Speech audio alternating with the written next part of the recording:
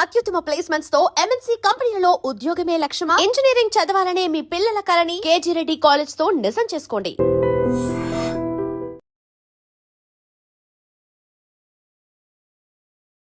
Hi, hello, నమస్తే, welcome back to dream media. ఈ రోజు మనతో ఉన్నారు విశ్వేశ్వర రెడ్డి గారు. ముఖ్యంగా యుఎస్ లో ఉన్న సిచ్యువేషన్స్ గురించి, అక్కడ అప్డేట్స్ గురించి ఒకసారి సార్ అడిగి తెలుసుకుందాం. సార్ అందరికి సుపరిచితులే, సో అక్కడ విషయాలు ఒకసారి తెలుసుకుందాం. నమస్కారం విశ్వేశ్వర రెడ్డి గారు. నమస్కారం సార్. లేటెస్ట్ అమెరికన్ అప్డేట్స్ చూసుకున్నట్లయితే ఫస్ట్ థింగ్, ఎవరైతే డిపెండబుల్ వీసా మీద అక్కడ ఉంటూ ఉంటారో, ఎవరైతే గ్రీన్ కార్డ్స్ మీద వెళ్ళి అక్కడ ఉన్న వాళ్ళు స్పౌస్ అయి ఉండొచ్చు, పేరెంట్స్ అయి ఉండొచ్చు, వాళ్ళు ఎయిర్పోర్ట్స్ లో ఉన్న టైంలో సెలవులకి ఇక్కడ నుంచి వచ్చి అక్కడికి వెళ్తున్న టైంలో అయి ఉండొచ్చు, వాళ్ళ పాస్పోర్ట్స్ చేతికి ఇచ్చేయమని అక్కడ అధికారులు చెప్తున్నట్టు కొన్ని వార్తలు వస్తున్నాయి. Is it true? ఒకవేళ నిజంగా అక్కడ ఇలా ఇమ్మని అడిగినట్లయితే ఎయిర్పోర్ట్ లో ఏం చేయాలంటారు?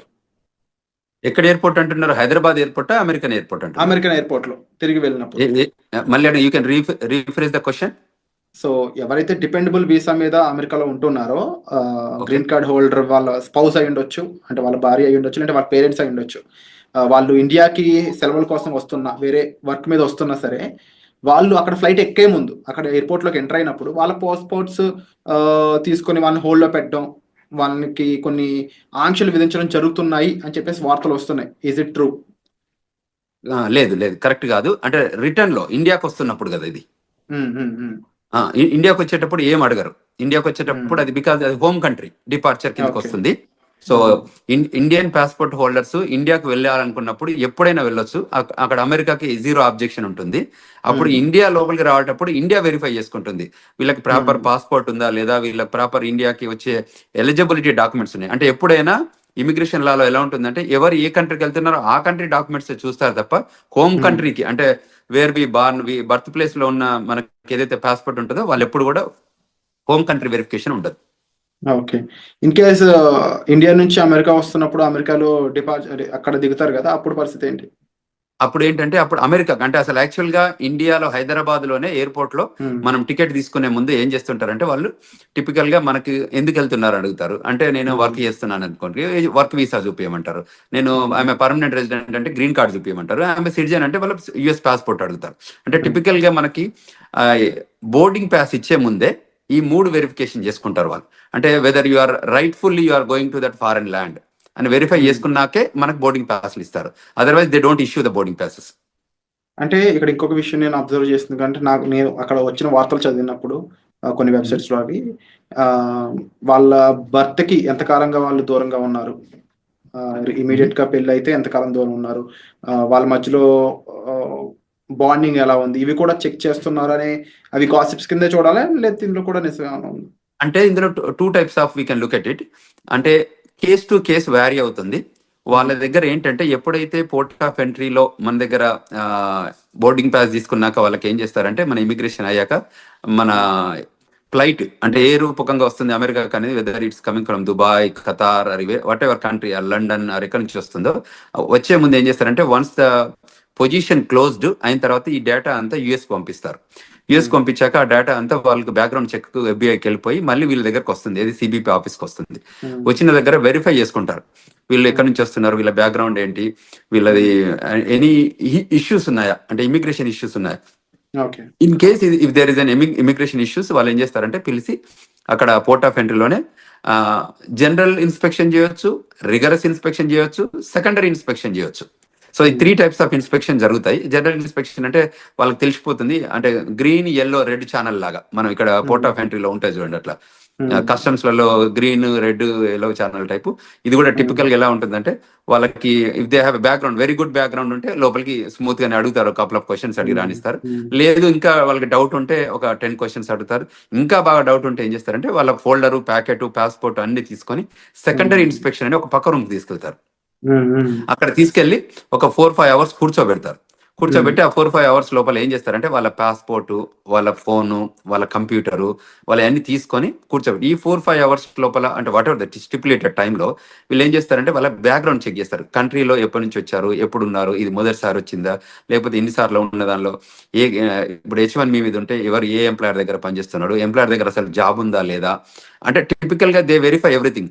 ఒకవేళ ప్రయర్లీ ఏదైనా ఉంటే, ఈయనకి ఏదైనా స్పీడింగ్ టికెట్లు ఉన్నాయా, లేకపోతే ఇంకేదైనా క్రిమినల్ రికార్డ్ ఉందా, you know what I'm talking, and everything they will verify. అక్కడ ఏదైనా వయలేషన్స్ ఉన్నాయని గమనిస్తే ఆ సెకండరీ ఇన్స్పెక్షన్ లో గుర్తుపడితే ఏం చేస్తారంటే వాళ్ళని మళ్ళీ ఇంటర్వ్యూ ప్రాసెస్ లోకి తీసుకెళ్తారు. తీసుకెళ్లి ఆ ఇంటర్వ్యూలో ఒకవేళ వాళ్ళు వయలేట్ చేసిన ఏమైనా ఉంటే ప్రజెంట్ చేస్తారు. దీస్ ఆర్ ద సిచ్యువేషన్స్ ఉన్నాయి, వాట్ యూ థింక్ అంటే వాళ్ళు మనం అగ్రి అయ్యాం అనుకోని, అగ్రి అయితే వాళ్ళ వీసా క్యాన్సిల్ చేసేసి మళ్ళీ అక్కడ నుండి డిపోర్ట్ చేస్తారు. అంటే ఇప్పుడు ఫర్ ఎగ్జాంపుల్ జనరల్ గా అమెరికా పెళ్ళికొడుకు అంటే ఎక్కువ మంది ఇంపార్టెన్స్ ఇస్తూ ఉంటారు. ఆ రకంగా ఎప్పుడైనా వాళ్ళ అమ్మాయిని తిరిగి అక్కడ పంపినప్పుడు డిపెండబుల్ వీసా మీద అమ్మాయి వెళ్తుంది కాబట్టి కరెక్ట్, H4 వీసా అమ్మాయిని, మీద వస్తారు. కానీ ఆ అమ్మాయి బాగా చదువుకున్న అమ్మాయి అనుకోవచ్చు, ఎంటెక్ పర్సన్ అయి ఉండొచ్చు. ఇన్ కేస్ ఆవిడ నేను ఇక్కడ కూడా జాబ్ చేస్తాను ఏమన్నా పొరపాటు అక్కడ రివీల్ చేసి ఉంటే అప్పుడు సిచ్యువేషన్ ఎలా ఉంటుంది? ఆ పాసిబిలిటీ, అదే ఆ ఇంటర్వ్యూయింగ్ ప్రాసెస్ అని ఇంత ముందు చెప్పాను కదా. So Hmm. యూజువల్ గా మనం ఏం చేస్తామో H4 మీద ఉంటే తక్కువ క్వశ్చన్స్ అడుగుతారు, ఎందుకంటే they are not primary. In case వాళ్ళకి బాగా డౌట్ వస్తే వాళ్ళు అడగొచ్చు. అడిగితే ఆ పొటెన్షియల్ థింకింగ్ ఉంటే అప్పుడు ఆలోచిస్తారు, కానీ మెజారిటీ 98% పెద్ద ఇష్యూస్ ఏమి ఉండవు దానికి. ఎందుకంటే H1 వాళ్ళని బాగా వెరిఫై చేస్తారు, గ్రిల్ చేస్తారు, make sure that they have a job or not అని వెరిఫై చేసుకుంటారు. అంటే H1 వాళ్ళు ఎలాంటి జాగ్రత్తలు తీసుకోవాలంటారు అక్కడ ఇంటర్వ్యూ కానీ అక్కడ క్వశ్చన్ చేసినప్పుడు? తప్పకుండా వాళ్ళు H1B హోల్డర్ అసలు ఫస్ట్ ఆఫ్ ఆల్ మేము ఇండియాకి వెళ్ళొద్దనే సజెషన్ చేస్తున్నాం ఈ టైంలో పర్టికులర్ గా. ఇన్ కేసు వాళ్ళు ఇండియాకి వెళ్ళాల్సి వచ్చి ఎమర్జెన్సీ సిచ్యువేషన్ వెళ్ళాల్సి వస్తే వచ్చే ముందు మీరు ఏదైతే ఎంప్లాయర్ దగ్గర పని చేయబోతున్నారో ఆ ఎంప్లాయర్ దగ్గర నుంచి ఒక క్లయింట్ లెటర్ కానీ, మీ ఎంప్లాయ్మెంట్ లెటర్ కానీ, మోస్ట్ రీసెంట్ పే స్టెప్స్ కానీ, లాస్ట్ W2s కానివ్వండి, ఇవి మీరు ఒక ఫోల్డర్లో పెట్టుకోండి. వాళ్ళు వచ్చి అడిగినప్పుడు మీరు ఫేర్ గా చూపించేటట్టు, అంటే పాస్ట్ 2-3 ఏళ్ల నుంచి ఆ కంపెనీతో పనిచేసి ఉంటే వాళ్ళ కంపెనీ W2s కానివ్వండి, మోస్ట్ రీసెంట్ గా మనం ఇయర్ లో పే స్టబ్స్ ఉంటాయి, ఎవ్రీ మంత్ కానీ 15 days కానీ పే స్టబ్స్ ఉంటాయి, అవి హోల్డ్ చేయడం కానీ, తర్వాత ట్యాక్స్ రిటర్న్స్ కానీ ఏవైతే ఉంటాయో అది కూడా, తర్వాత ఏదైతే క్లయింట్ లొకేషన్ లో పనిచేస్తున్నారో వాళ్ళ బ్యాడ్జ్ ఉంటుంది, ఆ కంపెనీ బ్యాడ్జ్ ఉంటుంది కదా, ఆ బ్యాడ్జింగ్ కూడా పెట్టుకొని ఉంటే జాగ్రత్తలు ఉంటే వాళ్ళు ఏ క్వశ్చన్స్ అడిగినా మనం 1 by 1 మనం ప్రజెంట్ చేయగలిగితే ఏమవుతుంది అంటే వాళ్ళకి కూడా కాన్ఫిడెన్స్ వస్తుంది. అవును, దిస్ గైజ్ వర్క్ ప్లేస్ లో ఉంది, ఈయనకి పర్మనెంట్ ఎంప్లాయ్మెంట్ ఉంది అక్కడ, సో అంచేత మనం ఆయనని వెల్కమ్ చెప్పాలి అన్నట్టు ఉంటుంది. వాళ్ళు వెరిఫై చేసుకొని అవన్నీ వ్యాలిడ్ ఉంటే తప్పకుండా వాళ్ళు వెల్కమ్ చెప్తారు, అండ్ విత్ గుడ్ మూమెంట్స్ తో వెల్కమ్ చెప్తారు. అండ్ సార్, ఎలాంటి సినారియోలో అయినా ఇన్ కేస్ అక్కడ ఆఫీసర్స్ అంటే ఇక్కడ పర్సన్ ని పాస్పోర్ట్ హ్యాండ్ ఓవర్ చేయమనే సిచ్యువేషన్ వస్తుందంటారా? ఎలాంటి సిచ్యువేషన్ లో రావచ్చు వస్తే? ఇప్పుడు సెకండరీ ఇన్స్పెక్షన్కి వెళ్ళినప్పుడు మనం తప్పకుండా పాస్పోర్ట్ హ్యాండ్ ఓవర్ చేయాల్సి వస్తుంది. ఓకే. సెకండరీ ఇప్పుడు మనం ఏదైతే ప్రైమరీ ఇన్స్పెక్షన్ అంటే ప్రతి దానికి వాళ్ళు పాస్పోర్ట్ తీసుకుంటారు, పాస్పోర్ట్ స్కాన్ చేస్తారు, వాళ్ళ దగ్గర కంప్యూటర్ ఉంటుంది కదా. ఇప్పుడు you are an Indian, you are coming on F1 visa, so passport తీసుకుంటారు, ఫింగర్ ప్రింటింగ్ తీసుకుంటారు, తర్వాత ఐరిష్ చెక్ చేస్తారు, పిక్చర్ తీస్తారు, ఫింగర్ ప్రింటింగ్ టోటల్ 10 fingers అంటే 2 hands పెట్టి 10 fingers చెక్ చేసుకున్న తర్వాత ఇంటర్వ్యూ క్వశ్చన్స్ ఉండి దాని తర్వాతనే పంపిస్తారు. ఈ పాస్పోర్ట్ అందులో స్కాన్ చేస్తేనే అప్పుడు వాళ్ళకి డీటెయిల్స్ అన్ని వస్తాయి కదా. So 100% they collect the passport. Only thing ఏంటంటే గ్రీన్ లాగా ఉంటే మళ్ళీ they will hand over everything, passport ఇచ్చేసి నో వెల్కమ్ టు అమెరికా అని చెప్పేసి పంపించేస్తారు.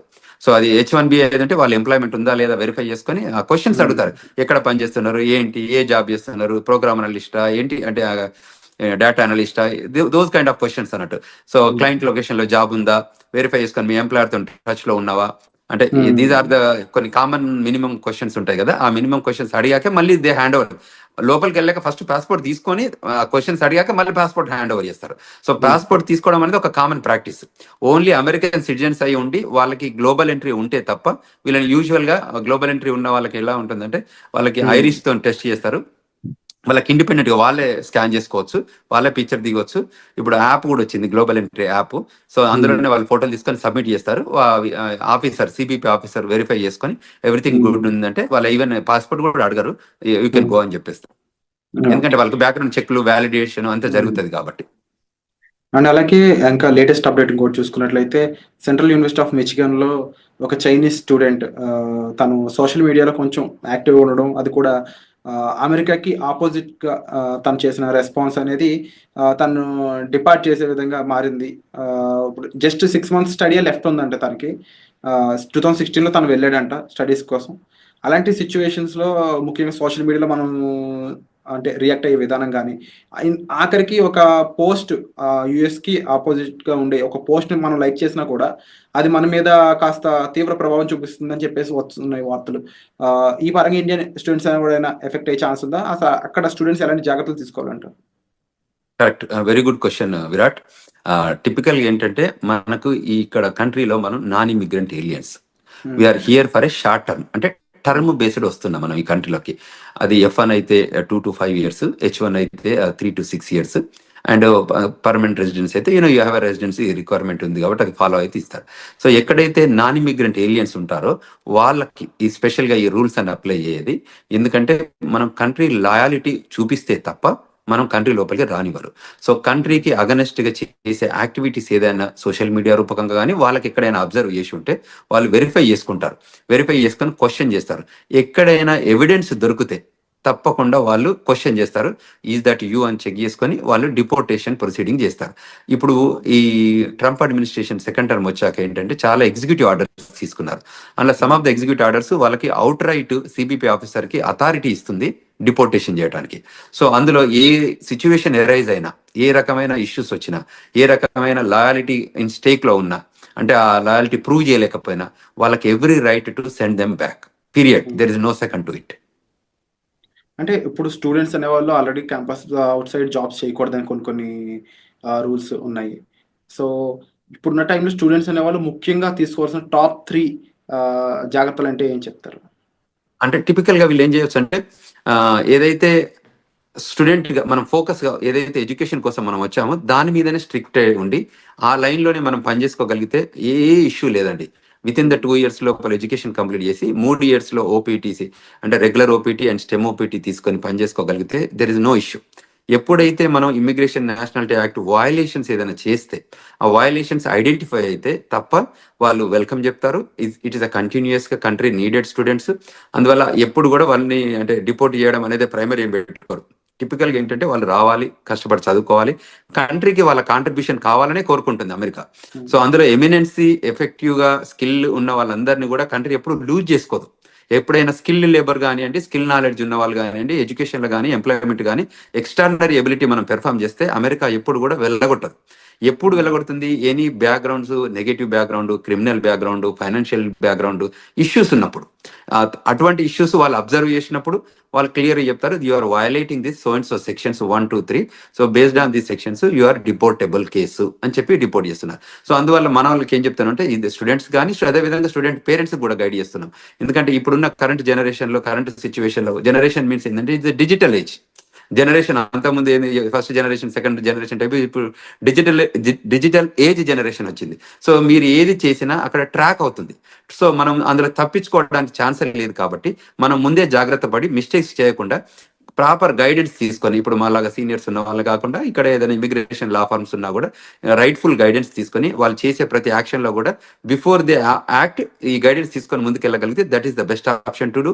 ఇంకేదన్నా వాళ్ళకి గైడెన్స్ కావాలన్నా ఈ రూపకంగా మన వీడియోస్ చూడడం రూపకంగా ఐ డ్రీమ్స్లో ఈ రకరకాల వీడియోస్ మనం ప్రొడ్యూస్ చేస్తున్నాం కదా, వాటిలలో చూసి వెరిఫికేషన్ చేసుకొని ఇంకేదైనా క్వశ్చన్స్ ఉంటే they can approach us. We are here to help them students, we are here to help them skilled labour H1B వాళ్ళు కానీ, ఈవెన్ గ్రీన్ కార్డ్ హోల్డర్స్ కానీ సెవరల్ కన్ఫ్యూజన్స్ వస్తున్నాయి. ఎందుకంటే ఎవ్రీడే ఒక ఎగ్జిక్యూటివ్ ఆర్డర్ లాగా ఇమిగ్రేషన్ లా వస్తున్నాయి కాబట్టి వాళ్ళకి ఆ గైడెన్స్ కావాలి. సో ఆ గైడెన్స్ తీసుకొని వాళ్ళు యాక్ట్ చేయగలిగితే వాళ్ళు సేఫర్ హ్యాండ్స్లో ఉంటారు అనేది మనం ఇక్కడ తీసుకోవాల్సిన జాగ్రత్తలు తీసుకోవాలి. అలాగే విశ్వేశ్వర్ గారు, ముఖ్యంగా H1B వీసాకు సంబంధించి చాలా చేంజెస్ రాబోతున్నాయి. ఎలిజిబిలిటీ క్రైటీరియాలో కూడా చేంజెస్ రాబోతున్నాయని తెలుస్తూ ఉంది. ఇంకేస్ చేంజెస్ అనేవి చేసినట్లయితే ఎలాంటి విషయాల్లో చేంజెస్ చేసే అవకాశం అనేది ఉంటుంది అంటారు? అంటే there are number of things. America ఏం చేస్తుందంటే every time they will revive and define new things. అంటే ప్రయర్గా జరుగుతున్న ఇష్యూస్ కానీ అడ్రస్ చేసుకుంటూ వాళ్ళకి ఎవ్రీ మంత్ ఒక మీటింగ్ జరుపుకుంటారు. ఆ మంత్ మీటింగ్లో అనాలిసిస్ చేస్తారు, ఏదైనా ఇష్యూస్ ఉన్నాయా, కన్సర్న్స్ ఉన్నాయా, ఏమన్నా మన కంట్రీ ఇంపాక్ట్ ఏదైనా అవుతుందా, దీనివల్ల బెనిఫిట్ ఉందా ఈ ప్రోగ్రామ్ని ఏమైనా చేంజ్ చేయాలా. అంటే ఇది డిపార్ట్మెంట్ ఆఫ్ లేబర్ ప్రోగ్రామే కానివ్వండి, ఇది డిపార్ట్మెంట్ ఆఫ్ స్టేట్ ప్రోగ్రామ్ కానివ్వండి, ఇది USCIS ప్రోగ్రామ్ కానీ, ఏ ప్రోగ్రామ్స్ అయినా కూడా వాళ్ళు డిఫైన్ చేసుకుంటారు. అది ఎడ్యుకేషన్, డిపార్ట్మెంట్ ఆఫ్ ఎడ్యుకేషన్ అంటే గవర్నమెంట్లో ఏ ప్రోగ్రామ్ ఉన్నా కూడా ఆ ప్రోగ్రామ్ మీద అనాలిసిస్ చేసుకుంటారు. ఇది కంట్రీ ఇంట్రెస్ట్లో పనిచేస్తుందా, కంట్రీకి ఏమైనా బెనిఫిట్ అవుతుందా, how we can redefine and the best process and best possible opportunity to grow this country అని చూస్తారు. అందులో ఏమన్నా మనకి కన్సర్న్స్ ఉన్నాయనుకుంటే వాటిని కరెక్ట్ చేస్తారు. ఆ కన్సర్న్ కరెక్ట్ చేసే ప్రాసెస్లోనే వాళ్ళు ఈ చేంజెస్ తీసుకొస్తారు. అందులో ఇప్పుడు ఎంప్లాయ్మెంట్ ఇష్యూస్ ఉన్నాయనుకోండి, ఆ ఎంప్లాయ్మెంట్ దానిలో చేంజ్ చేస్తారు, ఓపీటీలో చేంజ్ చేస్తారు. ఒకప్పుడు వాళ్ళకి లేని ఓపీటీ క్రియేట్ చేశారు, ఓపీటీ తర్వాత 36 months ఇచ్చారు. సో అమెరికా ఇప్పుడు ఏంటంటే వాళ్ళకి స్కిల్డ్ లేబర్ కావాలి. అంటే నాలెడ్జబుల్ పీపుల్ కావాలి, who can make and break the greatest technology evolution లో చేయగలిగే పీపుల్ ఉంటే వాళ్ళని తీసుకొని ముందుకు ప్రొడ్యూస్ చేసుకొని ఆ కంట్రీ బెనిఫిట్ లో పనిచేపించుకుంటారు. కాబట్టి ఆ లైన్ లో ఉన్న వాళ్ళకి ఏ మాత్రం ఇష్యూ లేదు, ఆ లైన్ లో పనిచేసేటట్టు మన వాళ్ళు ఉండాలి. అండ్ యూజువల్ గా ఇండియన్ పీపుల్ టెండెన్సీ ఏంటంటే they are gem of the gems in education, STEM, science and technology, engineering, mathematics లో మనంత గొప్పగా ప్రపంచంలో ఎక్కడ ఉండరు. సో ఆ స్కిల్ ని మనం ప్రాపర్ గా ఎగ్జిబిట్ చేయగలిగితే, ఆఫీసర్ ముందు కానివ్వండి, ఇంటర్వ్యూవర్ ముందు కానివ్వండి, గవర్నమెంట్ ముందు కానీ చేయగలిగితే మనకు ఇట్స్ రెడ్ కార్పెట్ వెల్కమ్ ఉంటుంది. అది గుర్తించితే మనం తప్పకుండా ముందుకు ఎదగడానికి ఆస్కారం ఉంటుంది. Wonderful sir. And episode close చేసే ముందు ఒక మాట స్టూడెంట్స్ కానీ లేకపోతే అక్కడ ఎంప్లాయీస్ కానీ డిపెండబుల్ వీసా మీద ఉన్న వాళ్ళకి ఓవరాల్గా వీరందరికీ మీరు చెప్పే మాట ఏంటి? ఏదైనా ఇప్పుడున్న కొత్త ట్రెండ్స్ మనకి ఎవ్రీ టైం జరుగుతున్నాయి కాబట్టి ఏంటంటే న్యూ ఎగ్జిక్యూటివ్ ఆర్డర్స్ వస్తున్నాయి కాబట్టి, ఇప్పటికే వచ్చినాయి కాకుండా ఫ్యూచర్ కూడా రాబోతున్నాయి కాబట్టి, సో మీరు వెల్ ఇన్ఫార్మ్డ్ గా ఉండాలి, అందరితో కనెక్ట్ ఉండాలి. సో మనకు తెలిసిందే కరెక్ట్ అని అనుకోవద్దు. సో తప్పకుండా you take good guidance from non profit organisations కానీ మమ్మల్ని అప్రోచ్ అయితే మేము వీఆర్ దేర్. మేము చెప్తున్నాం గ్లోబల్ తెలంగాణ ద్వారా కూడా వాళ్ళకి ఈమెయిల్ రూపకంగా కానీ ఫోన్ రూపకంగా కానీ మేము ఫోన్ నెంబర్స్ కూడా ఇచ్చాము. సో అమెరికాలో ఉన్నాం కాబట్టి అదేవిధంగా మనకి ఏదైనా law firm, immigration law firm guidance కానివ్వండి, సజెషన్స్ కానివ్వండి తీసుకోవాలి. ఇవాళ మేము yesterday organised global Telangana association ద్వారా ఒక సెమినార్ ఆర్గనైజ్ చేశాము, వెబినార్ ఆర్గనైజ్ చేశాము. బ్రహ్మాండంగా ఒక 1000 మంది జాయిన్ అయ్యారు. 1000 మంది స్టూడెంట్స్ రూపకంగా ఇమిగ్రేషన్ రిక్వైర్మెంట్ ఏమున్నా కూడా ఇప్పుడు కరెంట్ లో జరుగుతున్న ఇమిగ్రేషన్ ట్రెండ్స్ పైన ఏవేవైతే ఇష్యూస్ ఉన్నాయో వాటిపైన మేము ఆర్గనైజ్డ్ విత్ సీనియర్ ఇమిగ్రేషన్ అటార్నీతోని కాన్ఫరెన్స్ కాల్ ఆర్గనైజ్ చేస్తే there are number of peoples join అయ్యారు. వాళ్ళ క్వశ్చన్స్ ఒక 2.5 గంటల కాన్ఫరెన్స్ కాల్ జరిగింది. అంటే అంత సేఫ్ క్వశ్చన్స్ అడిగారు వాళ్ళంతా. So it is very informable. అట్లా ముందుకు వచ్చి తెలుసుకోగలిగితే that is the greatest thing. So మేము అదే చెప్తున్నాం. అది F1 కానివ్వండి, H1 కానివ్వండి, గ్రీన్ కార్డ్ హోల్డర్స్ కానివ్వండి, ఈవెన్ సిటిజన్స్ కానివ్వండి, ఈ కంట్రీ రిక్వైర్మెంట్స్ ఏమున్నాయి, ఇప్పుడు సిటిజన్షిప్ అయినా కూడా గ్రీన్ కార్డ్ అయినా కూడా మనం ఈ AR11 అప్డేట్ చేస్తున్నామా, మనం F1 H1 వాళ్ళు కూడా AR11 అంటే స్టేటస్ మనకి అడ్రస్ అప్డేట్ చేస్తున్నామా, లేకపోతే రిజిస్ట్రేషన్ రిక్వైర్మెంట్స్ అప్డేట్ చేస్తున్నామా. మనం ఈ కంట్రీలోకి వచ్చాం కాబట్టి మనం ఈ కంట్రీ నామ్స్ అంటే లా ఆఫ్ ద ల్యాండ్ ఎలా ఇమిగ్రేషన్స్ ఉన్నాయో, ఇమిగ్రేషన్ నేషనల్ యాక్ట్ రూల్స్ ఏది ఉన్నాయో మనకు తెలిస్తే ఫాలో అయిదాం, తెలియకపోతే తెలుసుకొని ఫాలో అయిదాం. Bottom line we need to follow the rules. So if you follow the rules there is no issue. This country is the best country to live and this the best country to welcoming. And the country people కూడా చాలా బాగుంటారు. మనం కూడా grow కావడానికి opportunity ఉంటుంది. మన పిల్లలకు కూడా చాలా కంఫర్టబుల్ గా సెటిల్ అవుతారు.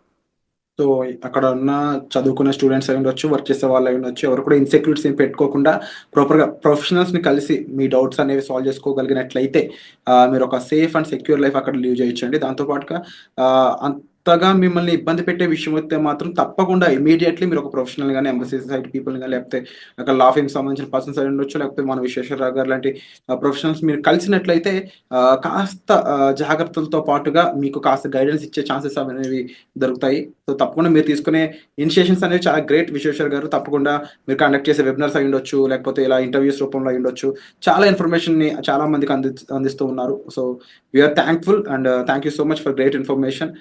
మరిన్ని అప్డేట్స్ పై త్వరలోనే మరొక ఇంటర్వ్యూతో మీ ముందుకు వస్తాం. Thank you so much.